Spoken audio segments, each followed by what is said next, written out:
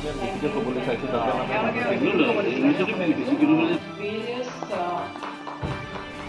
pediatrics, vaccinology and immunology, and he has also been awarded with the Australian Award Fellowship for Leadership Program. কনক্লেভত human papilloma virus আছে এই ভাইৰাছে যিটো বেমাৰ কৰে বিশেষকৈ কেঞ্চাৰ মাইকী মানুহৰ ইউট্ৰাছ বা চাৰ্ভিকেল কেঞ্চাৰ কৰে জৰাই আৰু মুখৰ কেঞ্চাৰ আৰু বহুত মাইকী আৰু মতা মানুহৰ হেড এণ্ড নেক কেঞ্চাৰ ডিঙিৰ কেঞ্চাৰ প্লাছ আমাৰ পেনাইল কেঞ্চাৰ লিংগৰ কেঞ্চাৰ পাইখানা ৰাস্তাৰ কেঞ্চাৰ এইবোৰ কেঞ্চাৰ কৰে চ' ইয়াৰ কাৰণে আমি এটা কনক্লেভ এইকাৰণে পাতা হ'ল যে এই বস্তুখিনি আমি ৰখাব পাৰোঁ কেনেকৈ ৰখাব পাৰোঁ আমি ভেকচিন এটা ওলাইছে HPV ভেকচিন একদম সস্তা ভেকচিন আৰু আমাৰ ভাৰততে প্ৰডিউচ কৰা চ' সেইকাৰণে এই ভেকচিনটো এতিয়া এভেইলেবল হৈছে আমিতো বহুত দিনৰ পৰা দি আছোঁ এইখিনি আমি সজাগতা কৰিব খুজিছোঁ মানুহৰ যে আপোনালোকৰ যদি ল'ৰা ছোৱালী আছে 9 বছৰৰ পৰা ওপৰ বয়সৰ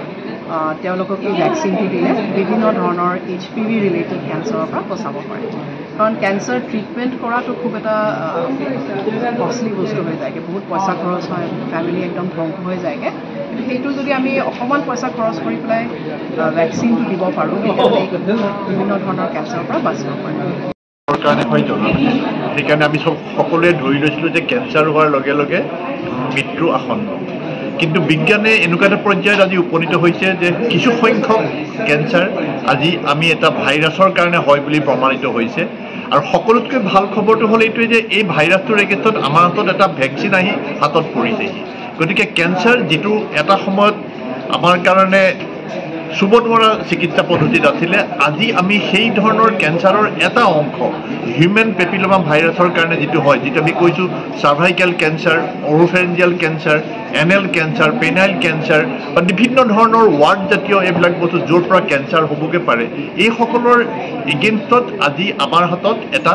ভেকচিন আহি পৰিছেহি 2008 চনতে এই ভেকচিন আৱিষ্কৃত হৈছে আৰু আৱিষ্কাৰ হোৱাৰ পিছত তেখেতে এটা নোবেল প্ৰাইজ পাইছে আৰু সেই নোবেল প্ৰাইজ হোৱাৰ পিছতে ইয়াৰ জনপ্ৰিয়তাটো গোটেই বিশ্বত বিয়পি পৰিছে আমাৰ কৰ্তব্যটো হ'ল চিকিৎসক হিচাপে আমাৰ মানুহখিনিয়ে যাতে এই ভেকচিনৰ প্ৰতি জ্ঞাত হয় আৰু আমি মানুহক এইখিনি সুবিধা দিব পাৰোঁ যে এনেকুৱা ধৰণৰ এটা ভেকচিন যদি আপুনি উপযুক্ত সময়ত উপযুক্ত বয়সত গ্ৰহণ কৰে তেতিয়াহ'লে আপোনাৰ পৰিয়ালৰ সকলো সদস্যই